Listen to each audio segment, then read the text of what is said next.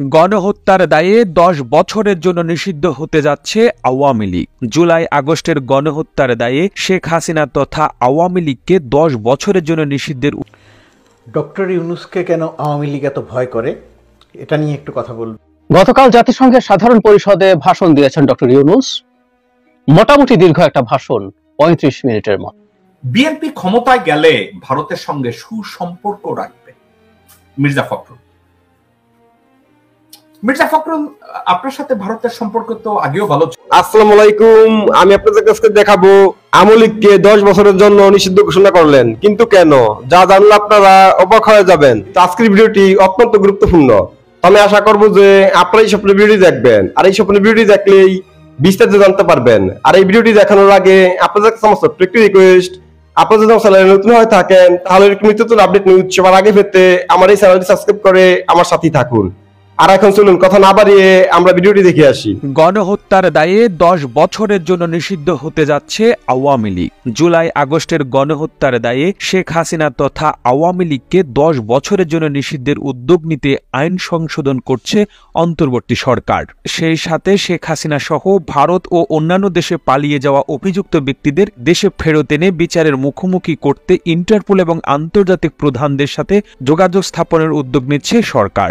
জানা যায়, গণহত্যা সহ মানবতা বিরোধী অপরাধ সংগঠনকারী রাজনৈতিক দলকে 10 বছর নিষিদ্ধের বিধানসহ 8টি সংশোধনী প্রস্তাব এনে আন্তর্জাতিক অপরাধ ট্রাইব্যুনাল আইনের প্রাথমিক খসড়া করেছে অন্তর্বর্তী সরকার। খসড়ায় এই আইনের অধীনে গণহত্যা, মানবতা বিরোধী অপরাধ, যুদ্ধাপরাধ সহ ইত্যাদি অপরাধ হতে পারে এটা জানা সত্ত্বেও যদি কোনো সংস্থা, সংগঠন, দল, সংঘবদ্ধ চক্র বা সত্তার নেতৃত্বে থাকা ব্যক্তি যথাযথ পদক্ষেপ গ্রহণে ব্যর্থ হয় তাহলে তাকেও বিচারের আওতায় আনার প্রস্তাব করা হয়েছে। এছাড়া অভিযুক্ত ব্যক্তি বিদেশি আইনজীবী নিয়োগ, ট্রাইব্যুনালের অনুমতি সাপেক্ষে দেশি বিদেশি পর্যবেক্ষক যেন আদালতে কার্যক্রম পর্যবেক্ষণ করতে পারে, খসড়ায় সে প্রস্তাবও রাখা হয়েছে। বিচারের স্বচ্ছতা নিশ্চিতে ট্রাইব্যুনাল চাইলে শুনানি সরাসরি সম্প্রচারের বিধান যুক্তে প্রস্তাব করা হয়েছে। গতকাল সোমবার প্রাথমিক খসড়ার উপর মতবিনিময় সভায় অংশ নেন আইন মন্ত্রণালয়ের ঊর্ধ্বতন কর্মকর্তারা, বিশ্ববিদ্যালয়ের শিক্ষক, আইনজ্ঞ, শিক্ষার্থী সহ সুশীল সমাজের প্রতিনিধিরা। সভায় সভাপতির বক্তব্যে আইন, বিচার ও সংসদ বিষয়ক উপদেষ্টা ডক্টর আসিফ নজরুল বলেন, আমরা আন্তর্জাতিক অপরাধ ট্রাইব্যুনাল আইন 1973 সংস্কারের উদ্যোগ নিয়েছি। যারা এই বিষয়ে বিশেষজ্ঞ তাদের মতামত নিয়ে আইনটি সংশোধন করা হবে। তিনি বলেন, অতীতে দেখেছেন এদেশে বিচারের নামে কি ধরনের অবিচার হয়েছে। বাংলাদেশের প্রতিটি মানুষের কাছে ও আন্তর্জাতিক বিশ্বের কাছে জুলাই আগস্টের হত্যাকাণ্ডে গ্রহণযোগ্য বিচার নিশ্চিত করার চেষ্টা করব। তিনি বলেন, আমাদের বুকের ভেতর যত কষ্ট, হতাশা ও ক্ষোভ থাকুক না কেন, এই খুনের বিচারকে অবশ্যই সবার কাছে গ্রহণযোগ্য হতে হবে। আমরা প্রতিশোধ বা প্রতিহিংসার বিচার করতে চাই না, আমরা সুবিচার নিশ্চিত করতে চাই। শিল্প, গৃহায়ন ও গণপূর্ত মন্ত্রণালয়ের বিষয়ক উপদেষ্টা আদিলুর রহমান খান বলেন, সব দিক বিবেচনা করে সম্মিলিতভাবে আন্তর্জাতিক অপরাধ ট্রাইব্যুনালে বিচারের সিদ্ধান্ত নেওয়া হয়েছে। আইনে যেসব দুর্বলতা রয়েছে সবার মতামত নিয়ে তা সংশোধনের সিদ্ধান্ত নেওয়া হয়েছে। সভায় আইন মন্ত্রণালয়ের সিনিয়র সহকারী সচিব আশফাক রহমান খসড়া সংশোধনী তুলে ধরেন। প্রস্তাবিত খসড়া সংশোধনীতে 4 এ, 13 এ ও 20 এ নামে 3টি নতুন ধারা এবং 3 ও 12 নামে 2টি নতুন উপধারা যুক্ত করা হয়েছে। এছাড়া ধারা 3 2A, 4 2 ও 19 ধারায় সংশোধনী আনার প্রস্তাব করা হয়। আইনের 3 ধারায় মানবতা বিরোধী অপরাধের সংখ্যায় একটি ব্যাপক ও সিস্টেমেটিক আক্রমণের অংশ হিসাবে গুম, লিঙ্গভিত্তিক সহিংসতা, যৌন দাসত্ব, জোরপূর্বক যৌন কর্ম ও গর্ভধারণ ইত্যাদি অন্তর্ভুক্তের প্রস্তাব করা হয়েছে। প্রস্তাবিত সংশোধনীর ফলে জেন্ডার ও কালচারাল গ্রাউন্ডেও যদি কোনো সিভিলিয়ানের উপর ব্যাপক ও সিস্টেমেটিক আক্রমণ করা হয় তাহলে তা মানবতা বিরোধী অপরাধ হিসেবে গণ্য হবে। সব ধরনের ডিজিটাল সাক্ষ্যকে এবং ডিজিটাল পদ্ধতিতে সাক্ষ্য গ্রহণ প্রক্রিয়াকে অন্তর্ভুক্তের প্রস্তাব করা হয়েছে। ট্রাইব্যুনালের বিচার কার্যক্রমের ভিডিও স্ট্রিমিং বা অডিও ভিজুয়াল রেকর্ডিং এর সুযোগ রাখা হয়েছে। সভায় স্থানীয় সরকার, পল্লী উন্নয়ন, সমবায় এবং ভূমি মন্ত্রণালয় বিষয়ক উপদেষ্টা AF হাসান আরিফ বলেন, সংশোধনীর মধ্য দিয়ে আইনটি আরও শক্তিশালী হবে। Attorney general advocate M Asaduzzaman বলেন, ভিকটিমের পরিবারও যেন আইনজীবী নিয়োগ করতে পারেন সেই সুযোগ আইনে রাখা উচিত, এতে ন্যায় বিচার নিশ্চিত হবে। নির্বাচন কমিশন সংস্কার কমিশনের প্রধান ডক্টর বদিউল আলম মজুমদার বলেন, যারা সংবিধানের মৌলিক কাঠামো ও নির্বাচন ব্যবস্থাকে ধ্বংস করেছে তাদেরকেও বিচারের আওতায় আনা উচিত। যদি নির্বাচন ব্যবস্থা ধ্বংস করা না হতো তাহলে জুলাই আগস্টের হত্যাকাণ্ড সংঘটিত হতো না। আন্তর্জাতিক অপরাধ ট্রাইব্যুনালের chief prosecutor M Tajul Islam বলেন, আইনটি এমনভাবে সংশোধন করা উচিত যাতে বিচারের পর দুই পক্ষে মনে করেন যেন তারা ন্যায় বিচার পেয়েছেন। সিনিয়র অ্যাডভোকেট জেরাই খান পান্না বলেন, আমাদের গণবিরোধী আইনগুলো বিলোপ করতে হবে সবার আগে। যদি বিলোপ করা না হয় তাহলে যত পরিশ্রমী করা হোক না কেন তা বিফলে যাবে। ব্যারিস্টার সারা হোসেন বলেন, বিচারককে গ্রহণযোগ্য করতে ট্রাইব্যুনালে একজন আন্তর্জাতিক পর্যায়ের বিচারক নিয়োগ দেওয়া দরকার। যারা বিচার করবেন তারা যেন শুরু থেকে শেষ পর্যন্ত থাকেন, বিচারের মাঝপথে যেন কোনো বিচারক সরে না যান। আর এতক্ষণ আপনারা সঙ্গে ছিলেন বিশ্ব বাংলার, এভাবেই সঙ্গে থাকুন। আমরা তো ফিরছি নতুন নতুন প্রতিবেদন। বিএনপি ক্ষমতায় গেলে ভারতের সঙ্গে সুসম্পর্ক রাখবে মির্জা ফখরুল। মির্জা ফখরুল, আপনার সাথে ভারতের সম্পর্ক তো আগেও ভালো ছিল, মানে আপনি তো ভারতের সাথে সম্পর্ক রাখায় তো আপনি চ্যাম্পিয়ন। আপনার সাথে আরো 5 জন আছে না 6 জন আছে, কিন্তু কথাটা হচ্ছে আমি তারেক রহমানের মুখ থেকে শুনতে চাই। আর একটা কথা বলি, একটা দেশ অন্য একটা দেশের সাথে সুসম্পর্ক রাখবে, এবং সেটা আমার দেশের চেয়ে যদি ভারত অনেক বড় একটা দেশ, অনেক বড় শক্তিশালী, তার সাথে আমি সুসম্পর্ক রাখবো, অফকোর্স আমি রাখবো। কিন্তু ওই দেশ যদি আমার সার্বভৌমত্বকে ছোট করে, আমার দেশকে যদি পানির তলে ডুবিয়ে দেয়, সশস্ত্র সংগ্রাম করিয়ে পার্বত্য চট্টগ্রামে আমার মা বোনদেরকে যদি খুন করে, আমার দেশে এসে যদি ওই কুত্তার বাচ্চারা আমার মা বোনদেরকে গুম করে, ওই কুত্তার বাচ্চারা এসে যদি আমার পুলিশকে ধ্বংস করে দেয়, আমার আনসার ভিডিপিকে ধ্বংস করে দেয়, কুত্তার বাচ্চা হিন্দুদেরকে দিয়ে আমার এখানে অরাজকতা তৈরি করে, সেক্ষেত্রে ওই দেশের সাথে আমার সুসম্পর্ক না, তাদের পুটকিতে আমি আঙ্গুল দেব। মির্জা ফখরুল, আপনাকে আমি কোনোদিন শুনি নাই ভারতের এ ধরনের অযৌক্তিক আচরণের কোনোদিন সমালোচনা করেছে। আপনি কখনো করেন নাই। বাংলাদেশের নির্বাচনকে ভারত কলুষিত করেছে, আপনি কখনো এটা নিয়ে কথা বলেন নাই। বাংলাদেশে এসে ভারত রেফারিগিরি করে কে প্রধানমন্ত্রী হবে, কে বিরোধী দলের নেতা হবে, এটা নিয়ে আপনি কখনো কথা বলেন নাই। আপনি কখনো ভারতের বাংলাদেশ জাতীয়তাবাদী দলের ভারত নীতি নিয়ে আপনি কথা বলেন নাই, শিল্প নীতি নিয়ে কথা বলেন নাই, বাণিজ্য নীতি নিয়ে আপনি কথা বলেন নাই। তাহলে আপনার মতো মহাসচিব এখন সুসম্পর্ক রাখবেন, ওটা তো আপনার আছে। আপনার পাশায় হাত দিলে ভারতকে আপনি টের পান না? আপনার জায়গার মধ্যে আপনি তো টের পান। ভারতের সাথে যেই নেতা বা যেই দল বাংলাদেশের কল্যাণ রক্ষা করে যদি কথা না বলে, সে কোনো নেতা না। বাংলাদেশের কোন রাজনৈতিক নেতা যদি ভারতের সাথে দ্বিপাক্ষিক সম্পর্কের ক্ষেত্রে, নেয়া দেয়ার ক্ষেত্রে যদি কোনো ব্যালেন্স না থাকে, তাকে আমরা নেতা মনে করি না। সে যত শিক্ষিত হোক, সে যত এবিসিডি পড়ুক, তার পমদের মধ্যে লাথি দেওয়া পক্ষে আমি।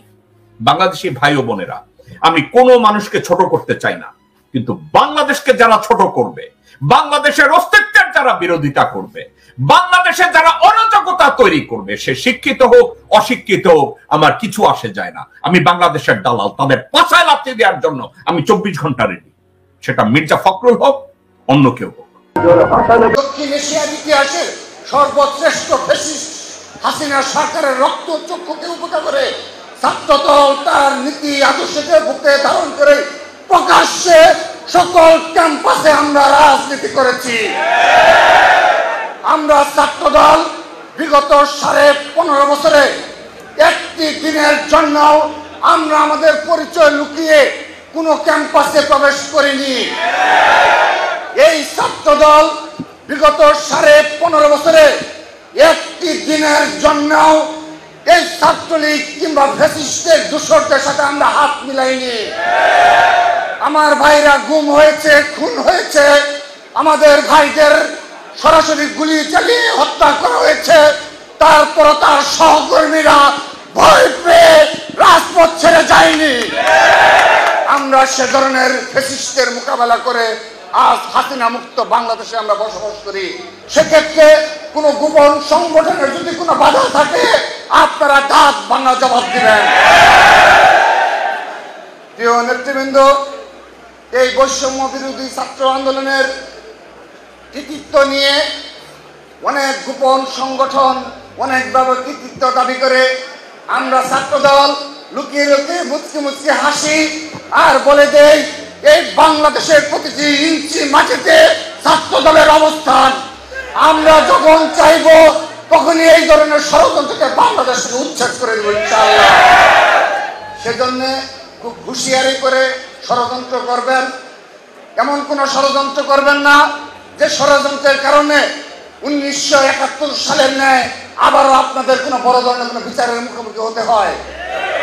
যেভাবে এই গোপন সংগঠনের তৎপরতার মাধ্যমে ইতিমধ্যে সাধারণ শিক্ষার্থীরা তাদেরকে বয়কট করেছে এবং আপনারা সোশ্যাল মিডিয়ায় দেখেছেন তাদেরকে বাংলাদেশের ছাত্র সমাজ বয়কট করেছে।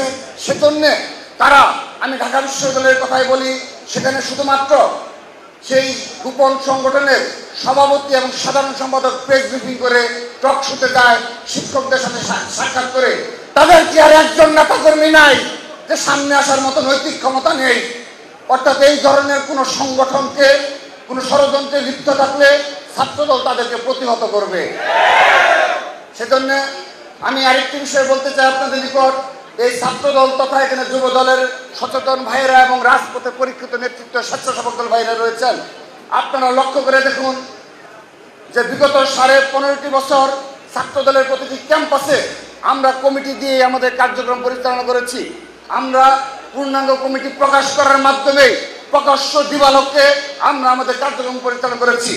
কিন্তু এখন দেখা যাচ্ছে এই বাংলাদেশে আরেকটি গোপন সংগঠন, নিষিদ্ধ সংগঠন, তারা 15.5 বছর এই ছাত্রলীগের পতাকা তলে থেকে, এই ছাত্রলীগের আশ্রয় থেকে, এই ছাত্র দলের সকল অপকর্মে লিপ্ত থেকে তারা একজনও প্রকাশ্যে আসার সাহস করেনি। আমরা আজকের এই যৌথ সভা থেকে দাবি জানাচ্ছি, যদি নৈতিক সাহস থেকে থাকে বিগত 15.5 বছরের প্রতিটি কমিটি প্রকাশ করে দেখুন। আমরা দেখতে চাই এই 15 বছরে আপনাদের ব্যানারে কারা কারা ছাত্র রাজনীতি করেছে। এই ছাত্র সমাজ জানতে চায় এই 15 বছরে আপনাদের নেতাকর্মী কারা। যখন এগুলো প্রকাশ হবে আপনারা দেখতে পাবেন অধিকাংশ ছাত্রলীগের অপকর্মে দূষণরাই তাদের নেতাকর্মী। সেহেতু এরকম কোন সংগঠনকে আমরা বিগত আগামী সময়ে যখনই কোনো ষড়যন্ত্রে লিপ্ত হবে আমরা সাথে সাথে সেই ব্যবস্থা নেব। গতকাল জাতিসংঘের সাধারণ পরিষদে ভাষণ দিয়েছেন ডক্টর ইউনূস। মোটামুটি দীর্ঘ একটা ভাষণ, 35 মিনিটের মতো। আমরা অনেকে শুনেছি এবং ভাষণটা বাংলায় ছিল। ডক্টর ইউনূস চমৎকার ইংরেজি বলেন, আমরা নিশ্চয়ই তার ইংরেজি ইন্টারভিউ খেয়াল করেছি। চমৎকার বলেন, কন্টেন্ট, এক্সপ্রেশন সবকিছু মিলে ভাষাগত দিক থেকে। কিন্তু উনি ভাষণটা বাংলায় দিয়েছেন কেন, এই প্রশ্ন কেউ কেউ করছেন।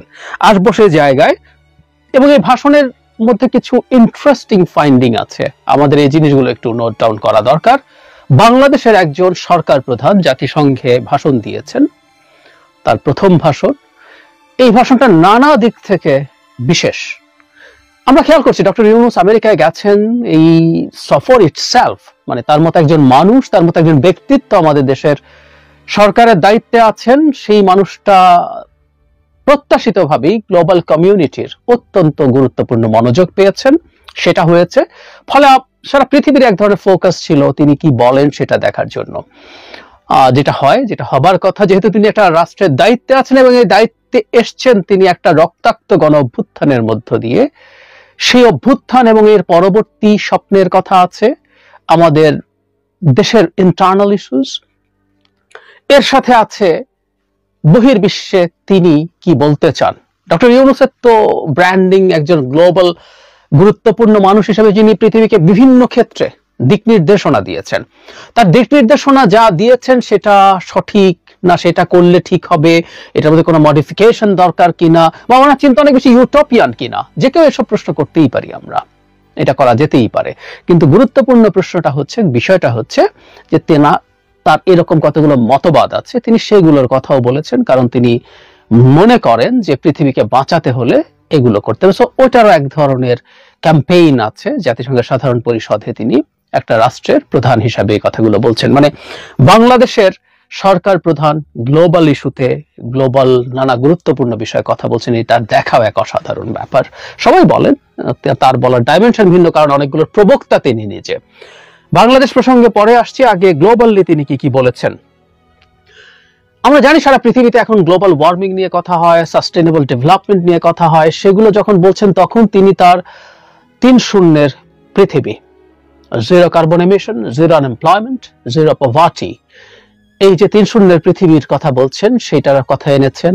তিনি সামাজিক ব্যবসার কথা এনেছেন, কারণ এটা সত্য, এখানে ডিটেইলস বলেননি, এটা সেই জায়গাও না। ডক্টর ইউনূস বিভিন্ন জায়গায় বলেছেন, আমি যেটা নিজে বহুবার শুনেছি, সেটা হলো এই যে ম্যাক্সিমাইজিং দ্য প্রফিট, এই যে ব্যবসার এক আপ্তবাক্য, এই শেষ করতে করতে করতে করতে এই পৃথিবীটা ধ্বংসের দিকে গেছে, কোনো সন্দেহের কিছু নাই, আমরা সব শেষ করে ফেলছি। সুতরাং উনি মনে করেন, আবারও বলছি, তার চিন্তা নিয়ে ডিবেট হওয়া উচিত, ডিবেট হোক আমরা, কিন্তু উনি বলছেন যে সামাজিক ব্যবসা যদি আমরা করি, সেই ভয়ঙ্কর নেগেটিভ এই প্রতিযোগিতাটা, এই অন্ধ প্রতিযোগিতাটা বন্ধ হবে, যেটা আমাদের প্ল্যানেটকে সেভ করতে পারে। উনি নিজেকে মনে করেন যে প্রতিটা মানুষের উচিত হবে, এগুলো আবারও বলছে, ওনার স্পিচে ছিল না, আমি ওনার অন্য জায়গায় এটা দেখেছি, প্রত্যেকটা মানুষ আসলে এই প্ল্যানেটের সিটিজেন, সুতরাং এই প্ল্যানেটকে কালেকটিভলি বাঁচাতে হবে, হুইচ ইজ রাইট। আমেরিকা কোথায় কত কার্বন পুড়িয়েছে তার মাসুল তো আমরা দেই, এবং এখানেও তিনি এই আলাপগুলো এনেছেন, কিভাবে বন্যা, অনেক বেশি তাপমাত্রা, অনেক বেশি বৃষ্টি, অনেক বড় ঝড় সংকট তৈরি করছে, এবং গ্লোবাল ওয়ার্মিং এর এক গুরুত্বপূর্ণ সাফারার হিসাবে, সবচেয়ে খারাপ ভাবে যারা সাফার করে তার মধ্যে আমরা আছি, তিনি এই কথাগুলো তুলে নিয়ে এসছেন। তিনি গ্লোবাল সাউথ নিয়ে কথা বলেছেন, ইদানিং অনেক আলাপ হচ্ছে। আমরা জানি সাউদার্ন হেমিস্ফিয়ারে মোটা দাগে অনুন্নত, কম শক্তিশালী দেশগুলোর অবস্থান। আবারও বলছি, এটা মোটা দাগে। সাউদার্ন হেমিস্ফিয়ারে পাওয়ারফুল দেশ আছে, গুরুত্বপূর্ণ দেশ আছে, নর্দার্ন হেমিস্ফিয়ারেও দুর্বল দেশ আছে, এবং নর্দার্ন হেমিস্ফিয়ারে উত্তর গোলার্ধে থাকা দুর্বল দেশগুলোকেও গ্লোবাল সাউথের পার্ট হিসেবে দেখা হয়। সো তাদের এম্পাওয়ারমেন্ট, তাদের ভয়েস যাতে রেজ করা যায়, আমরা গ্লোবাল সাউথের পার্ট হিসেবে অবশ্যই আমাদের সেই দাবি জানানো দরকার। তিনি কালেকটিভলি সেই দাবি জানিয়েছেন। তিনি গ্লোবাল অনেকগুলো সমস্যা, সামনে এআই রিলেটেড যে সমস্যা তৈরি হচ্ছে সেটা নিয়ে কথা বলেছেন। প্রথম কথা হচ্ছে, এআই এর প্রাথমিক যে বিষয় আসবে সেটা বাংলাদেশের মতো টেকনোলজিতে পিছিয়ে থাকা একটা দেশ বা অন্যান্য দেশ যাতে সুফল পেতে পারে সেটা এনশিওর করার কথা বলছেন। At the same time generative AI যেটা আছে, যেটা অটোনমাস ইন্টেলিজেন্স তৈরি করে, সেটার ডেভেলপমেন্ট যে পৃথিবীর জন্য বড় ধরনের সংকট তৈরি করতে পারে, সেটার একটা রুলস এন্ড রেগুলেশন সামনে পৃথিবীতে, এটা খুবই গুরুত্বপূর্ণ ইস্যু। উনি রাইটলি সেটা অ্যাড্রেস করেছেন। তিনি গ্লোবাল যে অর্থ পাচার, যেটার সাথে বাংলাদেশ জড়িত, কিন্তু উনি গ্লোবালিও কথাটা বলেছেন যে শুধু বাংলাদেশ না, উনি এটাকে ব্রডার করেছেন, যে সারা পৃথিবীতেই আমাদের মতো দেশগুলো থেকে দুর্নীতিবাদ শাসকরা সারা পৃথিবীতে টাকা পাচার করে। সুতরাং ওই পাচার হওয়ার ডেস্টিনেশন গুলো যদি ঠিকঠাক মতো থেকে যায়, সেখানে যদি পাচার করার স্কোপ থাকে, ওখানেই যদি এগুলো নিয়ে রেস্ট্রিকশন তৈরি না হয়, পাচার ঠেকানো যাবে না। সুতরাং এই জন্য গ্লোবালি এটার বিরুদ্ধে ব্যবস্থার কথা বলেছেন। তিনি বলেছেন আমাদের যে মাইগ্রেশন হচ্ছে, বিশেষ করে কাজের জন্য, তাদের জীবনের নিরাপত্তা, আমাদের যে ধরনের সংকটে পড়ছেন মাইগ্রেশনের সমস্যার কারণে, আমাদের সাগরে মারা যায়, বনের মধ্যে মারা যাচ্ছে মানুষ, এটার ব্যাপারে ব্যবস্থা নিতে বলেছেন। খুবই গুরুত্বপূর্ণ কথা বলেছেন গ্লোবাল পার্সপেক্টিভে। ইসরায়েল নিয়ে আমি আসবো, এটাই খুব সিগনিফিক্যান্ট জায়গা, এবং ইউক্রেন রাশিয়া যে যুদ্ধ হচ্ছে সেটার যে ইকোনমিক ইম্প্যাক্ট, যেটার ইম্প্যাক্ট কিছুটা হলো বাংলাদেশে পড়ছে, সেটা তুলেছেন, এবং এখানে সিজ ফায়ার চেয়েছেন। এই জিনিসগুলো গুরুত্বপূর্ণ। আর বাংলাদেশের ইস্যুতে এবার আসি, যেটা আসলে সবচেয়ে বেশি ইম্পর্টেন্ট। আবারও বলছি, ইসরায়েল নিয়ে কি বলেছেন আমি এটা একটু ডিটেইললি বলতে চাই, কারণ তার বিরুদ্ধে অনেকগুলো অভিযোগ ছিল, সেই অভিযোগগুলো চমৎকারভাবে বাস্টেড হয়েছে তার এই বক্তব্যের মধ্য দিয়ে। উনি শুরু করেছেন রাইটলি যে বাংলাদেশে যে মুভমেন্ট হয়েছে সেই মুভমেন্টটা নিয়ে, একটা স্বৈরাচারী সরকারের বিরুদ্ধে কিভাবে আমাদের তরুণরা মাঠে নেমেছেন, তারা মাঠে নেমে অন্যান্য মানুষকে কানেক্ট করেছেন, কানেক্ট করে বন্দুকের সামনে বুক পেতে দিয়েছেন, যেটা সারা পৃথিবীকে অভিভূত করেছে। রাইট, খুব চমৎকার ভাবে শোকেস করেছেন, বহুকাল ধরে মানুষের জন্য অনুপ্রেরণার উৎস হয়ে থাকবে। আমিও মনে করি বাংলাদেশের এই লড়াইটা, আমি আলাদা ভিডিও করেছি যে হাতে কোনো অস্ত্র ছাড়া বন্দুকের সামনে বুক পেতে দেওয়া হয়েছে, যেটা বাংলাদেশের ইতিহাসেও ছিল না। বাংলাদেশের ইতিহাসে পাল্টা ককটেল, দেশি বন্দুক, এলজি টেলজি কি কি যেন নাম ছিল, পাইপ গান দিয়ে পাল্টা গুলি করার টেন্ডেন্সি ছিল। তার বাইরে এসে জাস্ট ইট পাথর আর লাঠি নিয়ে দাঁড়িয়ে যাওয়া, এটা আসলে আমিও মনে করি হবে। এবং এখানে এক ধরনের কারেকশন বলবো, খুব বেশি ছাত্রর কথা বলছিলেন ডক্টর ইউনূস একটা সময়, এবার উনি ওনার এই ভাষণে সেটার সাথে দিনমজুর শ্রমিক তাদেরকে যুক্ত করেছেন, শহরের নারীরা তাদের সন্তানদেরকে নিয়ে নেমে গেছেন, সব মানুষ যে জড়িত হয়েছে এই মুভমেন্টে সেই জিনিসটা করেছেন। এবং রাইটলি এটা প্ল্যান্ড একটা মুভমেন্ট, এক ধরনের স্বতঃস্ফূর্ত মুভমেন্ট হয়েছে। এই ভাষণে অন্তত সেই ধরনের একটা ইঙ্গিত আছে, সরাসরি বাক্যটা ব্যবহার না করলেও, যেটা এর আগে তিনি করেছিলেন এটাকে আমরা অনেকেই সঠিক বলে মনে করিনি। খুব গুরুত্বপূর্ণ ব্যাপার হচ্ছে ডেভেলপমেন্ট সো কল্ড, এটাকে উনি চ্যালেঞ্জ করেছেন। আমরা দীর্ঘদিন থেকে বলেছি ডেভেলপমেন্ট মানে ইভেন ইনফ্রাস্ট্রাকচার না। অকাট মূর্খরা, এই দেশের কিছু অকাট মূর্খ আছে যারা অর্থনীতিবিদ নাম নিয়ে এসে হাজির হন এবং কিছু ইনফ্রাস্ট্রাকচার ডেভেলপমেন্টকে দেখিয়ে সরকারকে সমালোচনা করতেন। এইভাবে উন্নয়ন তো হয়েছে, কিন্তু উন্নয়নের আধুনিক সংজ্ঞা আধুনিক না, এটাও বহু বছর হয়ে গেছে। উন্নয়ন ডাজন্ট নেসেসারিলি মিন কিছু ইনফ্রাস্ট্রাকচার বানানো। উন্নয়নের বিরাট অধিক্ষেত্র আছে, স্বাস্থ্য, শিক্ষা, সামাজিক নিরাপত্তা, মত প্রকাশের স্বাধীনতা, ভোটের অধিকার, সবগুলো ডেভেলপমেন্টের পার্ট হিসেবে দেখা হয়, কিন্তু না, সেগুলো হয়নি। ডক্টর ইউনূস খুব চমৎকার ভাবে তার ভাষণে, আমি এটা শুনে অভিভূত হয়েছি, যে শুধু কতগুলো বড় বড় প্রজেক্ট এবং ইনফ্রাস্ট্রাকচার না, মানুষের জীবন মানের উন্নয়নের জন্য স্বাস্থ্য, শিক্ষা, এগুলোতে বরাদ্দ বাড়ানো হবে ভবিষ্যতে। এই আলোচনা বছরের পর বছর করেছি, বছরের পর বছর করেছি, বলেছি, লিখেছি, টকশোতে বলেছি। আমাদের স্বাস্থ্য এবং শিক্ষার বরাদ্দ কি খারাপ অবস্থা, ওটা উন্নয়ন, ওটা আরো বেশি ইম্পর্টেন্ট উন্নয়ন। উনি ওটাকে ডিবাঙ্ক করছেন এবং তথাকথিত উন্নয়নের বাংলাদেশ না, তিনি যে বাংলাদেশ দেখতে চান সেই বাংলাদেশের জন্য সাহায্য চেয়েছেন। আমি এটা হুবহু ওনার ভাষায় পড়তে চাই। উনি সংস্কারের কথা বলছেন এবং সংস্কার করে যে বাংলাদেশ গড়তে চান। আমাদের মনে থাকার কথা, শেখ হাসিনার সময় উন্নয়নের বাংলাদেশ, উন্নয়নের গণতন্ত্র, মানে কিছু ইনফ্রাস্ট্রাকচার বানাবো, তুমি এটা দেখে চুপ করে থাকো। পৃথিবীর রোমান এম্পায়ার থেকে শুরু করে স্বৈর শাসকদের যে ধরনের টেন্ডেন্সি ছিল, কিন্তু উনি যেটা বলছেন কেমন বাংলাদেশের জন্য উনি গ্লোবাল কমিউনিটির সাহায্য চান। আমি পড়ছি, এসব সংস্কার যেন টেকসই হয় তা দীর্ঘমেয়াদে নিশ্চিত করতে এবং অবাধ, নিরপেক্ষ, অংশগ্রহণমূলক নির্বাচনের জন্য উপযোগী পরিবেশ তৈরির লক্ষ্যে আমরা কাজ করে যাচ্ছি। গণতন্ত্র, আইনের শাসন, সমতা ও সমৃদ্ধি অর্জনের মাধ্যমে একটি ন্যায়ভিত্তিক ও অন্তর্ভুক্তিমূলক গণতান্ত্রিক সমাজ হিসেবে আত্মপ্রকাশের অভিপ্রায় বাস্তবায়নে আমি বাংলাদেশের প্রতি আন্তর্জাতিক সম্প্রদায়ের সমর্থন ও সহযোগিতা অব্যাহত রাখার আহ্বান জানাই। এই পরের বাক্যটা আমি আবারও পড়ি। গণতন্ত্র, আইনের শাসন, সমতা ও সমৃদ্ধি অর্জনের মাধ্যমে একটি ন্যায়ভিত্তিক অন্তর্ভুক্তিমূলক গণতান্ত্রিক সমাজ হিসেবে আত্মপ্রকাশের অভিপ্রায় বাস্তবায়নে আমি বাংলাদেশের প্রতি আন্তর্জাতিক সম্প্রদায়ের সমর্থন ও সহযোগিতা অব্যাহত রাখার আহ্বান জানাই। ইয়াস, আমরা এই বাংলাদেশটাই চেয়েছিলাম এবং উনি সাইন দেখিয়েছেন। ওনার বক্তব্যের মধ্যে ছিল যে আসা 2 সপ্তাহের মধ্যে আমরা গুণ বিষয়ক আন্তর্জাতিক কনভেনশন স্বাক্ষর করেছি। উনি ঘোষণা করছেন বিরোধীদের দমন করার জন্য ডক্টর ইউনূসের সরকার গুম করবে না, ভবিষ্যৎ সরকাররাও যেন সেই কাজটা করতে না পারে সেটা দেখালেন তিনি। রাইটলি আমাদের যখন শরণার্থী উদ্বাস্তুদের প্রসঙ্গ আসলে রোহিঙ্গাদের কথা এসছে এবং এই রোহিঙ্গা শব্দটা বারবার বলেছেন, এটা আমার খুব মনে ধরেছে। কারণ বাংলাদেশ সরকার মিয়ানমারের কথা শুনে শুনে শুনে শুনে রোহিঙ্গা শব্দটা ব্যবহার করা বন্ধ করে দিয়েছে, বহু আগের কথা। মিয়ানমার পছন্দ করে না এবং মিয়ানমার পছন্দ করে না, চায়নাও পছন্দ করে না এবং চায়না সরকারকে দিয়ে এটা করিয়েছিল। তারা displace people of Rakhine Province বলতো, রোহিঙ্গা বললো তাকে একটা পৃথক জাতিসত্তা হিসেবে স্থান দিতে হয়, কারণ মিয়ানমারের লোকজন এদেরকে বাঙালি বলে। এর মধ্যে বিরাট রাজনীতি ছিল। ডক্টর ইউনূস সেটাকে ডিবাঙ্ক করেছেন। তিনি রোহিঙ্গা শব্দটা তাদের সংকট নিয়ে যখন কথা বলেছেন, সমাধান চেয়েছেন, রোহিঙ্গা ব্যবহার করেছেন। এবার আরো জরুরি, সম্ভবত অনেক বেশি জরুরি এটা, ডক্টর ইউনূস সম্পর্কে অভিযোগ অনেকে করতেন। আমাদের মনে আছে শেখ হাসিনা মাঝে মাঝেই বাংলাদেশের অভ্যন্তরে ইসরায়েল গাজা ইস্যুতে কথা বলতেন, ইসরায়েলকে কন্ডেম করতেন।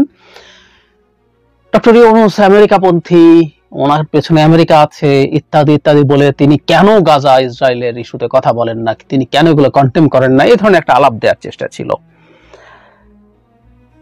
সেটা যদি হয়ে থাকে তাহলে এবার উনি জাতিসংঘে যা করেছেন এই জিনিসটা আমি আক্ষরিকভাবে পড়তে চাই। উনি বলছেন বিশ্ববাসীর উদ্বেগ ও নিন্দা সত্ত্বেও গাজায় গণহত্যা থামছে না। গণহত্যা। ফিলিস্তিনের বিদ্যমান বাস্তবতা কেবল আরব কিংবা মুসলমানদের জন্যই উদ্বেগজনক নয়, বরং সমগ্র মানব জাতির জন্যই উদ্বেগের। একজন মানুষ হিসেবে প্রত্যেক ফিলিস্তিনের জীবন অমূল্য। ফিলিস্তিনের জনগণের বিরুদ্ধে মানবতা বিরোধী অপরাধ হচ্ছে, তার জন্য সংশ্লিষ্ট সবাইকে দায়বদ্ধ হতে হবে। ডক্টর ইউনূস বলেন, ফিলিস্তিনের জনগণের উপর চলমান নৃশংসতা, বিশেষত নারী এবং শিশুদের সঙ্গে প্রতিহত যে নিষ্ঠুরতা পৃথিবী দেখছে, তা থেকে নিস্তারের জন্য বাংলাদেশ অনতি বিলম্বে পূর্ণ যুদ্ধবিরতির আহ্বান জানাচ্ছে। দ্বিরাষ্ট্রভিত্তিক সমাধানী মধ্যপ্রাচ্যে টেকসই শান্তি আনতে পারবে, তাই জাতিসংঘ সহ আন্তর্জাতিক সম্প্রদায়ের সবাইকে এর বাস্তবায়নের জন্য এখনই উদ্যোগ নিতে হবে।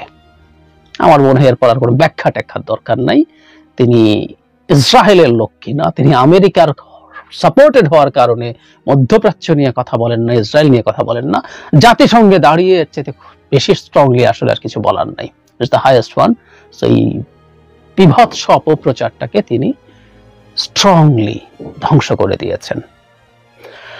শেষ করব তার বাংলায় ভাষণ দেয়া নিয়ে। মানে অ্যাপারেন্টলি মনে হতে পারে তার এত চমৎকার ইংরেজি বলেন যে মানুষটা, তিনি যদি ইংরেজিতে ভাষণ দিতেন গ্লোবাল কমিউনিটির অনেক বেশি অ্যাটেনশন তিনি পেতে পারতেন। জাতিসংঘে ইনস্ট্যান্টলি ট্রান্সলেশন হয়, সবাই ইংরেজিটাই শুনেছেন বা তার ভাষায় শুনেছেন, ওখানে যে অফিসিয়াল ভাষাগুলো আছে। কিন্তু এটা যখন ছড়িয়ে পড়বে, হয়তো ইংরেজিতে শোনা যাবে, সাবটাইটেল হতে পারে বা ডাবিং হতে পারে, কিন্তু ওনার মুখে শুনলে সেটা অ্যাপিল গ্লোবাল কমিউনিটির কাছে বেশি ছিল। কিন্তু আমরা যেটা বাংলার কারণ ধরতে পারি, ধারণা করব, তিনি বাংলাদেশি অডিয়েন্সকে টার্গেট করেছেন। এটা একটা ব্রিলিয়ান্ট সিদ্ধান্ত বলে আমি মনে করি, কারণ ডক্টর ইউনূস জাতিসংঘে গিয়ে কি বলছেন, এই দেশের মানুষজনেরও অনেক বেশি আগ্রহ থাকবে। গ্লোবাল কমিউনিটির কাছে খুব বেশি নিজকে প্রমাণ করার তার কিছু নাই, দেশেও নাই। কিন্তু ডক্টর ইউনূস যখন একটা দেশের দায়িত্বে আছেন, প্রশাসন চালাচ্ছেন, তিনি কিভাবে চালাচ্ছেন সেটা ইম্পর্টেন্ট, এবং ওনার জনসমর্থন ম্যাটার্স। উনি যা যা কাজ করতে চান, সংস্কার করতে চান এবং আরো যা যা করতে চান, তার জন্য জনসমর্থন বেশ ইম্পর্টেন্ট। সে কারণে উনি বাংলায় বলেছেন বলে আমি ধারণা করি, এবং খুব চমৎকার ভাবে উনি কমিউনিকেট করেছেন মানুষের সাথে। এটা যে কোনো বিবেচনায় আমার কাছে অন্তত একটা ব্রিলিয়ান্ট সিদ্ধান্ত বলেই মনে হয়। ডক্টর ইউনূসকে কেন আওয়ামী লীগ এত ভয় করে, এটা নিয়ে একটু কথা বলবো। ডক্টর ইউনূস নিউ ইয়র্কে গেছেন, সেখানে সেইখানকার বাঙালি কমিউনিটির যে আওয়ামী লীগ অংশ, সেই আওয়ামী লীগাররা একটা বিক্ষোভ করেছে, এবং বিক্ষোভের যে ভাষা এবং কেন বিক্ষোভ এবং এই যে বিক্ষোভের রেওয়াজ, এটা নিয়ে কয়েকটি কথা বলবো। সজীব ওয়াজেদ জয় নির্বাচন এবং শেখ হাসিনার দেশে ফেরা নিয়ে কথা বলেছেন। সজীব ওয়াজেদ জয় সেনাপ্রধান যে বক্তব্য দিয়েছিলেন গতকাল, সেটার প্রতিধ্বনি করেছেন, সেটা নিয়ে কয়েকটি কথা বলব। প্রথমে যদি আসি যে ডক্টর ইউনূসকে শেখ হাসিনা এবং আওয়ামী লীগ এত ভয় পায় কেন। এই যে ডক্টর ইউনূস বিষয়ে অসত্য বিষোদ্গার, গালাগালি, অসত্য তথ্য, মিথ্যা তথ্য, প্রোপাগান্ডামূলক তথ্য শেখ হাসিনা সহ আওয়ামী লীগের নেতাকর্মীরা, সমর্থকরা প্রচার করেন, এর কারণটা কি? এর কারণটা হচ্ছে ডক্টর ইউনূসকে কেন্দ্র করে ভয়। ভয়টা কিসের? কারণ ডক্টর ইউনূস তার ব্যক্তিত্বকে এমন একটা জায়গাতে নিয়ে গেছেন বলতে তিনি তার কাজ দিয়ে নিয়ে গেছেন। কাজের কারণে সারা পৃথিবী তাকে সম্মান করে, পৃথিবী তাকে অন্য রকমের একটা মর্যাদা দেয়। ডক্টর ইউনূসকে যে সম্মান করে, ডক্টর ইউনূসকে যে মর্যাদা দেয়, সেটা অতীতে এই ডক্টর ইউনূস সরকার প্রধান হওয়ার আগে বহুবার এটা প্রমাণ হয়েছে। কিন্তু দেশের গণমাধ্যম গত ১.৫ দশকের বেশি সময় ধরে শেখ হাসিনা যেভাবে গণমাধ্যমকে কুক্ষিগত করে রেখেছিলেন, একটা তোষামোদী মাধ্যমে পরিণত করেছিলেন, সেই কারণে ডক্টর ইউনূসের কোনো সংবাদ শেখ হাসিনা প্রকাশ করতে দিতেন না। একটা হচ্ছে তোষামতকারীরা প্রকাশ করতেন না, আর তোষামতকারীর বাইরে যারা ছিলেন তারাও প্রকাশ করতেন, কিন্তু তুলনামূলকভাবে কম গুরুত্ব দিয়ে শেখ হাসিনার ভয়ে। তো তখন বিষয়টি তখন থেকেই আমাদের জানা ছিল, তখন থেকেই মানুষ জানতেন। কিন্তু এবার যখন তিনি নিউ ইয়র্কে গেলেন এবং নিউ ইয়র্কে গিয়ে তিনি যে সম্মান পেলেন, যে গ্রহণযোগ্যতা, যে মর্যাদায় নিজেকে অধিষ্ঠিত করলেন এবং বাংলাদেশকে অধিষ্ঠিত করলেন, সেটা পৃথিবীর মধ্যে একটা অন্যরকম মর্যাদায় বাংলাদেশ আসীন হলো। ধরুন মার্কিন যুক্তরাষ্ট্রের প্রেসিডেন্ট সাধারণ অধিবেশনে যে সমস্ত রাষ্ট্রপ্রধানরা যান, কারো সঙ্গে মার্কিন প্রেসিডেন্ট দেখা করেন, কথা বলেন। অধিকাংশ নেতাদের সঙ্গে, অধিকাংশ রাষ্ট্রপ্রধানের সঙ্গে তার একটা সবার জন্য যে আয়োজন, সেরকম একটা আয়োজনে দেখা হয়, সেরকম একটি আয়োজনে দেখা হয়, দাঁড়িয়ে কথা বলেন, ছবি তোলেন এবং সেটাকে ফলাও করে প্রচার করেন। শেখ হাসিনা গত কয়েক বছর ধরে বারবার করে সেই কাজটিই করেছেন। শেখ হাসিনা গত কয়েক বছর ধরে আমরা লক্ষ্য করেছি বিশ্ব নেতাদের যাদের সঙ্গে তার মিটিং হয়নি, মানে বাইলেটারাল দ্বিপক্ষীয় মিটিং হয়নি, তাদের সঙ্গেও মিটিংয়ের ছবি প্রচার করেছেন। জাতিসংঘের ভেতরে ছোট্ট একটি পুরস্কার এক কোণা থেকে একজন তুলে দেন, সেরকম একটি পুরস্কারকে পৃথিবীর অন্যতম মর্যাদার পুরস্কার হিসেবে দেশের গণমাধ্যমকে দিয়ে তিনি এটা প্রচার করিয়েছেন। আর ডক্টর মোহাম্মদ ইউনূস মার্কিন যুক্তরাষ্ট্রের সর্বোচ্চ পদক তো পেয়েছেনই, নোবেল তো পেয়েছেনই। তো এবার যেটা হলো যে বাংলাদেশের কোনো প্রেসিডেন্টের সঙ্গে জাতিসংঘের সাধারণ অধিবেশন চলাকালীন মার্কিন প্রেসিডেন্ট বৈঠক করেন, এটা একটা বিরল এবং নজিরবিহীন ঘটনা, কিন্তু এবার সেটা ঘটলো। এবং সম্পর্ক কতটা হৃদ্যতাপূর্ণ, বর্তমান প্রেসিডেন্ট জো বাইডেন, সাবেক রাষ্ট্রপতি বিল ক্লিন্টন সহ তাদের সঙ্গে যে সম্পর্ক, সেটা আরেকবার প্রতিষ্ঠিত হলো। কিন্তু ওই যে আওয়ামী লীগের একটা প্রোপাগান্ডা সেল আছে, সেই প্রোপাগান্ডা সেলটা একটা প্রচার করছে, সেটা হচ্ছে ডক্টর ইউনূস তাদের লোক। হ্যাঁ, ডক্টর ইউনূস তাদের পছন্দের লোক। তাদের পছন্দের লোক মানে ডক্টর ইউনূসের কাজ তারা পছন্দ করেন। বিল ক্লিন্টন প্রথম যখন নির্বাচনে অংশ নিতে চান, তখন নির্বাচনে অংশ নেবেন যে ঘোষণা দিয়েছিলেন, সেই ঘোষণার সময় তিনি ডক্টর ইউনূসকে আমন্ত্রণ জানিয়ে নিয়ে গিয়েছিলেন মার্কিন যুক্তরাষ্ট্রে। এবং মাইক্রো ফাইন্যান্স বা ক্ষুদ্র ঋণ, ডক্টর ইউনূস বিল ক্লিন্টন তার বক্তৃতায় বলেছিলেন, যদি আমি বিজয়ী হই, যদি আমাকে ভোট দেন, তাহলে আমি এই ক্ষুদ্র ঋণ আমেরিকার সর্বত্র বা আমেরিকার যে সমস্ত পিছিয়ে পড়া প্রদেশ আছে সেই জায়গাগুলোতে আমি ইমপ্লিমেন্ট করব, বিষয়টার গুরুত্ব উপলব্ধি করবেন। তো সেই জায়গাতে তারা তাদের লোক মানে কি, ডক্টর ইউনূসের কাজ তাদেরকে আকৃষ্ট করেছে, সেই কারণে তারা তাদেরকে পুরস্কার দিয়েছে এবং সম্মান দিয়েছে। এবারও সেটি দেখা গেল। এখন এই যে সম্মান দেয়া, এই যে সম্মাননা, এর জন্য যে আওয়ামী লীগের প্রোপাগান্ডা সেল বলে হিলারি ক্লিন্টনকে চাঁদা দিয়েছেন, বিল ক্লিন্টনকে অমুকটা করেছেন, ডক্টর ইউনূস হিলারি ক্লিন্টনকে 1 টাকাও চাঁদা দেননি, কোনো প্রমাণ কোথাও নাই। শেখ হাসিনা তো মিথ্যা কথার একটা ডিপো, তো সেখানে কোথাও কোনো জায়গায় প্রমাণ নেই। গ্রামীণ আমেরিকা চলে আমেরিকার নিয়ম অনুযায়ী। ডক্টর ইউনূস সেটার অনারারি চেয়ারম্যান। সারা পৃথিবীতে যত গ্রামীণের নামে যত প্রতিষ্ঠান আছে সেগুলোর চেয়ারম্যান ডক্টর ইউনূস। নির্বাহী ক্ষমতা তার নয়, সেটা তিনি পরিচালনাও করেন না, তার নামে পরিচালিত হয়। সেটা মার্কিন যুক্তরাষ্ট্রের ভেতর থেকে অর্থ সংগ্রহ করা হয়, মার্কিন যুক্তরাষ্ট্রের নিয়ম অনুযায়ী পরিচালিত হয়। একই রকমভাবে সারা পৃথিবীর সব জায়গাতে সেভাবে পরিচালিত হয়। এখানে ডক্টর ইউনূসের কোনো টাকাও নাই। ডক্টর ইউনূস কাকে টাকা দেওয়া হবে, কোথায় খরচ করা হবে, পরিচালনা কিভাবে হবে, কোথাও কোনো কিছু দেখেন না। সুতরাং এই প্রোপাগান্ডা আছে যে যেহেতু টাকা দিয়েছিলেন নির্বাচনী ফান্ডে, সেই কারণে তারা তাকে সম্মান জানান। একেবারে ভুয়া, মিথ্যা, প্রোপাগান্ডা, অপপ্রচার। যাই হোক, এটা নিয়ে বেশি কথা বলবো না। তো এই সমস্ত কারণে শেখ হাসিনা এবং আওয়ামী লীগ ডক্টর ইউনূসকে ভয় পায়, যে সবচেয়ে বড় ব্যক্তিত্ব। শেখ হাসিনা 1.5 দশক জোর করে ক্ষমতায় থাকলেন, মার্কিন যুক্তরাষ্ট্র তাকে কখনো কোনো সম্মান দিল না, আর ডক্টর ইউনূসকে তারা সম্মান দেয়। ডক্টর ইউনূসকে জোর করে জেল দিতে চাইলে, বিচার করতে চাইলে তারা প্রতিবাদ করে। এগুলো শেখ হাসিনা বা আওয়ামী লীগের কাছে ভালো লাগার কথা নয়। এই কারণে তারা ডক্টর মোহাম্মদ ইউনূসকে একটা অপছন্দ করে। আরেকটি কথা, আজকে কয়েকটি বিষয় নিয়ে একসঙ্গে বলি, যে বাংলাদেশের কোনো রাষ্ট্রপ্রধান যখন পৃথিবীর কোনো দেশে যান, সেই দেশে আওয়ামী লীগ বা বিএনপির যে নেতারা থাকেন, রাজনীতি থাকেন, তারা এসে, বিরোধী দলে যারা থাকেন তারা কখনো কখনো এয়ারপোর্টে, কখনো কখনো যে জায়গাতে সভা সেমিনার করবেন সেই জায়গাতে প্রতিবাদ করেন, বিক্ষোভ করেন। এটা হচ্ছে বাংলাদেশের রাজনীতির সবচেয়ে খারাপ দৃষ্টান্তগুলোর একটি।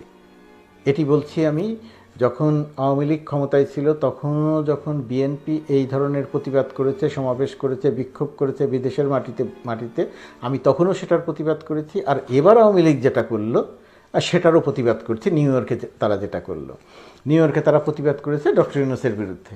একজনের দেখলাম তিনি একটি ডক্টর ইউনূসের ছবিসহ ব্যানার নিয়ে দাঁড়িয়ে আছেন যে ডক্টর ইউনূসের ফাঁসি চাই। এই যে রাজনীতি করেন মার্কিন যুক্তরাষ্ট্রের মতো জায়গাতে, এদের কি কোনো বোধবুদ্ধি নাই? এদের কি কোনো জ্ঞানকেন্দ্র নাই? ডক্টর ইউনূসের ফাঁসি চান আপনি কী কারণে? কারণটা কি? শেখ হাসিনা জোর করে ক্ষমতায় ছিল। শেখ হাসিনার বিরুদ্ধে ছাত্র জনতা বিক্ষোভ করেছে, বিদ্রোহ করেছে, আন্দোলন করেছে, গণ অভ্যুত্থান সংগঠিত করেছে। শেখ হাসিনা গুলি করে মানুষ হত্যা করেছে কমপক্ষে 700 থেকে 1000 মানুষ হত্যা করলো শেখ হাসিনা। ভয়ে মানুষ হত্যা করে ক্ষমতায় থাকতে পারল না, ছাত্র জনতার হাতে পড়ার ভয়ে সে বাংলাদেশ থেকে পালিয়ে গেল। দেশের অর্থনীতি ধ্বংস করেছে শেখ হাসিনা, দেশের রাজনীতি ধ্বংস করেছে শেখ হাসিনা, দেশের পুলিশ বাহিনী ধ্বংস করেছে শেখ হাসিনা, দেশে গুম খুন আয়নাঘর প্রতিষ্ঠা করেছে শেখ হাসিনা। তো বিচার যদি হয়, ফাঁসি যদি হয়, সেটা তো শেখ হাসিনার চাইতে হবে। ডক্টর ইউনূসের ফাঁসি চাইবেন কেন? ডক্টর ইউনূস তো জোর করে ক্ষমতা দখল করেনি। ছাত্র জনতা অভ্যুত্থান ঘটিয়ে ডক্টর ইউনূসকে আমন্ত্রণ জানিয়ে নিয়ে এসেছে দেশকে পুনর্গঠন করার জন্য। তাহলে তার ফাঁসি কেন চাইছেন? এটা বুঝতে পারি যেন একটা বেকুবের মতো আচরণ, কোনো কিছু না বুঝে। ওই যে শেখ হাসিনা যখন বিদেশ থেকে ফিরতো, শেখ হাসিনাকে সম্বর্ধনা দেওয়া হতো, যে কেন আপনারা সম্বর্ধনা দিতে এসেছেন? তাহলে তিনি মাদার অফ হিউম্যানিটি পুরস্কার পেয়েছেন।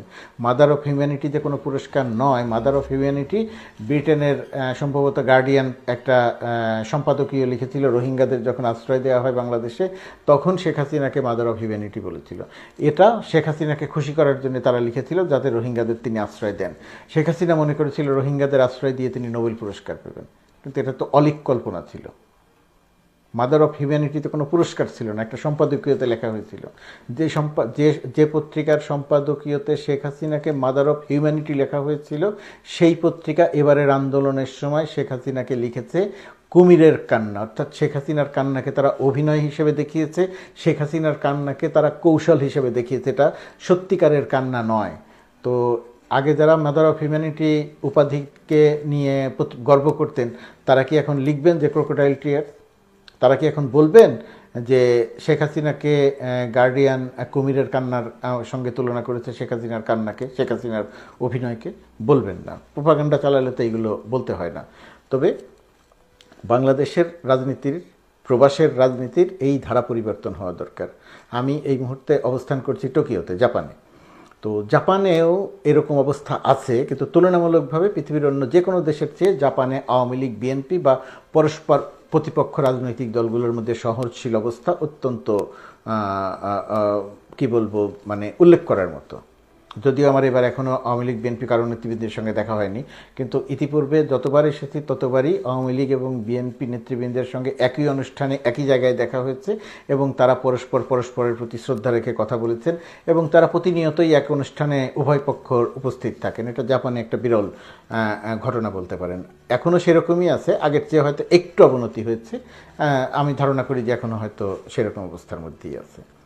এবারে বলি সজীব ওয়াজেদ জয়ের নির্বাচন প্রসঙ্গ নিয়ে। ওয়াকারুজ্জামান, জেনারেল ওয়াকারুজ্জামান 18 মাসের মধ্যে নির্বাচনের কথা বলেছেন। কেন তিনি 18 মাসের মধ্যে নির্বাচনের কথা বলেছেন সেটা আমি জানি না। তিনি কেন নির্বাচন নিয়ে কথা বলবেন তাও আমি বুঝতে পারি না। তার কাজ সেনাবাহিনী পরিচালনা করা, নির্বাচন কে করবে, কারা করবে, কিভাবে করবে সেটা দেখার দায়িত্ব তার হওয়ার কথা নয়। সেই সুরে সুর মিলিয়ে সজীব ওয়াজেদ জয় বলছেন আওয়ামী লীগও 18 মাসের মধ্যে নির্বাচনের কথা বলা হয়েছে, আমরা এতে খুশি। সজীব ওয়াজেদ জয় তো খুশি হবেনি, এবং বাংলাদেশের মানুষ সবচেয়ে খুশি হবে যদি 3 মাসের মধ্যে নির্বাচন হয়। এখন প্রশ্ন হচ্ছে নির্বাচন নাকি পুরো দেশকে একটা পুনর্গঠন। নিঃসন্দেহে ডক্টর ইউনূসকে দায়িত্ব দেওয়া হয়েছে পুনর্গঠন।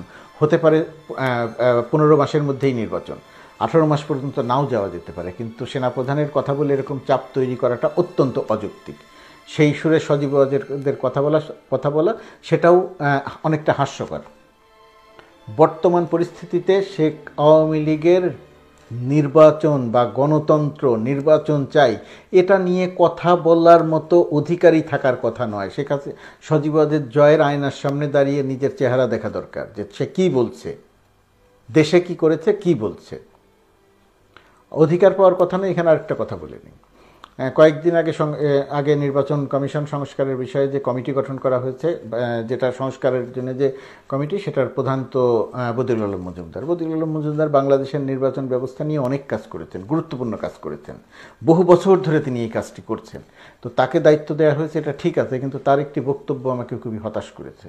তিনি বলছেন রাজনৈতিক দল হিসেবে আওয়ামী লীগের সঙ্গে আলোচনা করব না, আওয়ামী লীগ নির্বাচনে অংশ না নিলেও এই নির্বাচন গ্রহণযোগ্য হবে। আমার কাছে মনে হয়েছে এগুলো অত্যন্ত অপ্রাসঙ্গিক এবং মানে একটা বিতর্ককে আমন্ত্রণ জানিয়ে সামনে আনার মতো বক্তব্য, এবং তার কাছ থেকে আমি কোনোভাবেই এরকম বক্তব্য প্রত্যাশা করিনি। এখানে আমি আমার অবস্থান পরিষ্কার করি। আওয়ামী লীগের সঙ্গে আলোচনা করা হবে কি না, আওয়ামী লীগ নির্বাচনে অংশ নিবে কি না, আওয়ামী লীগ নির্বাচনে অংশ নিলে না নিলে নির্বাচনটি প্রশ্নবিদ্ধ হবে কি না। প্রথমত কথা, আওয়ামী লীগের সঙ্গে রাজনীতি আলোচনা করা হবে না, এটা অত্যন্ত অযৌক্তিক কথা। অবশ্যই আওয়ামী লীগের সঙ্গে আলোচনা করতে হবে। প্রশ্ন আছে এখানে, কোন আওয়ামী লীগের সঙ্গে আলোচনা করতে হবে? আওয়ামী লীগের বর্তমান যে নেতৃত্ব, শেখ হাসিনা সহ বর্তমানের যে নেতৃত্ব, পুরো নেতৃত্বটি হত্যাকাণ্ড এবং দুর্নীতির সঙ্গে সম্পৃক্ত। আবারও বলছি, পুরো নেতৃত্বটি, শেখ হাসিনা সহ পুরো নেতৃত্বটি হত্যাকাণ্ড, ছাত্র জনতা হত্যাকাণ্ড, 700 থেকে 1000 মানুষ হত্যার সঙ্গে এদের সম্পৃক্ততা, চুরি, লুট, জালিয়াতির সঙ্গে এদের সম্পৃক্ততা, দুর্নীতির সঙ্গে এদের সম্পৃক্ততা। বর্তমান সরকারের দায়িত্ব শেখ হাসিনা থেকে শুরু করে সকল নেতা, চুরি, বাটপারি, দুর্নীতির সঙ্গে যারা জড়িত তাদের বিচার করা। তাদের বিচার প্রক্রিয়া সম্পন্ন করে অথবা বিচার প্রক্রিয়া চলমান অবস্থাতে যদি নির্বাচন হয়, আওয়ামী লীগকে অবশ্যই নতুন নেতৃত্ব নিয়ে সামনে আসতে হবে। আওয়ামী লীগ যদি এদেশে রাজনীতি করতে চায়, অবশ্যই নতুন নেতৃত্ব নিয়ে সামনে আসতে হবে। সরকারের অবস্থান এখানে কি হবে জানি না, আমি আমার কথা বলছি। নতুন নেতৃত্ব নিয়ে আওয়ামী লীগ যদি সামনে আসে এবং ছাত্র জনতা হত্যার জন্য যদি ক্ষমা চায় দেশের মানুষের কাছে, তাহলে নিশ্চয়ই সেই আওয়ামী লীগের সঙ্গে নির্বাচন কমিশন সংস্কারের আলোচনা নিশ্চয়ই হতে পারে এবং আমি মনে করি করা দরকার। কিন্তু বর্তমান নেতৃত্বকে অক্ষুণ্ণ রেখে, বর্তমান নেতৃত্বকে সামনে রেখে, শেখ হাসিনাকে সামনে রেখে, শেখ হাসিনাকে দলের নেতৃত্ব রেখে যে 1000 মানুষের হত্যাকারী, সেই মানুষকে সামনে রেখে যদি বলে যে এই আওয়ামী লীগের সঙ্গে আলোচনা, নিশ্চয়ই সেই আওয়ামী লীগের সঙ্গে আলোচনা নয়, নিশ্চয়ই সেই আওয়ামী লীগের বিচার হবে, সেই আওয়ামী লীগের সঙ্গে আলোচনা হবে না। তবে এটা বদিউল আলম মজুমদারের মুখ থেকে ব্যাখ্যা বিশ্লেষণ না করে এ ধরনের কথা বলাটা খুবই আপত্তিকর যে আওয়ামী লীগ নির্বাচনে অংশ না নিলেও নির্বাচন প্রশ্নবিদ্ধ হবে না। নতুন আওয়ামী লীগ, নতুন নেতৃত্বের আওয়ামী লীগ যদি নির্বাচনে অংশ নেয় তা অংশ নেবে, পুরনো যারা আছে তাদের বিচার হবে, কারো জেল হবে, কেউ খালাস পাবে।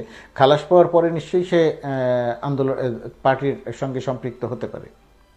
সজীবদের জয় যে বলেছেন 18 মাসের মধ্যে নির্বাচন, নিশ্চয়ই 18 মাসের মধ্যে নির্বাচন হতে পারে। 18 মাসের চেয়ে বেশি লাগতে পারে, কমও লাগতে পারে। এটা তো সজীবদের জয়ের কথার উপরে নির্ভর করছেন না, তারা তো হত্যাকারীর সহযোগী। সুতরাং এই বর্তমান সময়ে কার অবস্থান থেকে কি কথা বলা দরকার সেটা খুব গুরুত্বপূর্ণ। এটা বদিউল আলম মজুমদার থেকে শুরু করে সরকারের সঙ্গে যারা আছেন তাদের সবার বিষয়টি হৃদয়ে উপলব্ধি করা দরকার। একই রকমভাবে সজীব ওয়াজেদ জয় এবং শেখ হাসিনা বা আওয়ামী লীগের উপলব্ধিতে আসা দরকার, সে যে রাজনৈতিক দলটিকে নিয়ে কথা বলছে সেই রাজনৈতিক দলটি একটি হত্যাকারী রাজনৈতিক দল, ছাত্র জনতা হত্যাকারী। তো সেই ছাত্র জনতা হত্যাকারী রাজনৈতিক দলের মুখপাত্র হয়ে ওয়াশিংটনে বসে কথা বললে সজীব ওয়াজেদ জয়ের কথা বাংলাদেশের মানুষের কাছে যেমন গুরুত্ব পাবে না, সরকারের কাছেও গুরুত্ব পাবে না। বিদেশি কোনো রাষ্ট্র বাংলাদেশে নির্বাচন করে দিবে না। সমর্থন থাকবে, সেই সমর্থন থাকবে ডক্টর ইউনূসের পক্ষে, সজীব ওয়াজেদ জয় বা আওয়ামী লীগের পক্ষে নয়। তবে আমরা বিশ্বাস করি বাংলাদেশের সমস্যা বাংলাদেশই সমাধান করবে। ডক্টর ইউনূস যে দায়িত্ব নিয়েছেন তিনি দায়িত্ব নিয়ে সমস্যার সমাধান করবেন। দেশের মানুষের ভেতরে একটা হতাশা তৈরি হচ্ছে এইভাবে যে এখনও তো কিছু হলো না, মাত্র 1.5 মাস গেল, 16 বছর ধরে, দেড় দশক ধরে যে দেশকে অস্থিতিশীলতা তৈরি করেছে, অর্থনীতি ধ্বংস করেছে, পুলিশ ধ্বংস করেছে, সেনাবাহিনীর ক্ষতি করেছে, র্যাবের ক্ষতি করেছে, বিজিবির ক্ষতি করেছে, সেই রাষ্ট্রটি আর্থিক ব্যবস্থা ধ্বংস করেছে, সেই রাষ্ট্রটি 1.5 মাসের জন্য সব কিছু একেবারে পুনর্গঠন করে ফেলবে, পুনর্গঠনের রোডম্যাপ ঘোষণা করবে। এগুলো বসে বসে বিদেশে বসে বসে কল্পনা করা যায়। যে কানাডাতে 2-1 আছেন, অমুক জায়গাতে 2-1 আছেন, বসে বসে কল্পনা করা যায়। ক্ষমতা হারানোর বেদনায় এরা বিকারগ্রস্ত মানুষে পরিণত হয়েছেন। এদের কারো নামের আগে কবি, কারো নামের আগে তথাকথিত সাংবাদিক, সাবেক সাংবাদিক, এরা আসলে একজন বিকারগ্রস্ত মানুষে পরিণত হয়েছেন। দেশেও এমন মানুষ আছেন। এই বিকারগ্রস্ত মানুষ সে ফেসবুকে আওয়ামী লীগকে আরও বিকারগ্রস্ত করে তুলছেন। বুদ্ধি দেন ক্ষমা চাইতে, বুদ্ধি দেন নতুন নেতৃত্বের। সেটা না করে বিকারগ্রস্ত আচরণ করলে নিজেরাও ঘৃণিত হবেন, আওয়ামী লীগকে আরও ঘৃণিত দলে পরিণত করবেন।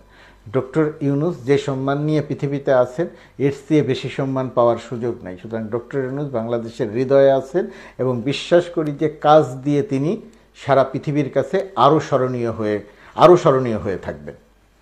তো আমি আশা করছি যে আপনারা সম্পূর্ণ ভিডিওটি দেখেছেন। তো আপনাদের যদি বৃষ্টি নিয়ে কোনো মতামত থাকে আমাকে অবশ্যই কমেন্টে জানাবেন। আর আপনারা যদি আমার চ্যানেলে নতুন হয়ে থাকেন তাহলে আমার এই চ্যানেলটি সাবস্ক্রাইব করে আমার সাথেই থাকুন। তো তো দেখা হচ্ছে পরবর্তী ভিডিওতে, সেই পর্যন্ত সবাই ভালো থাকবেন, সুস্থ থাকবেন। আল্লাহ হাফেজ।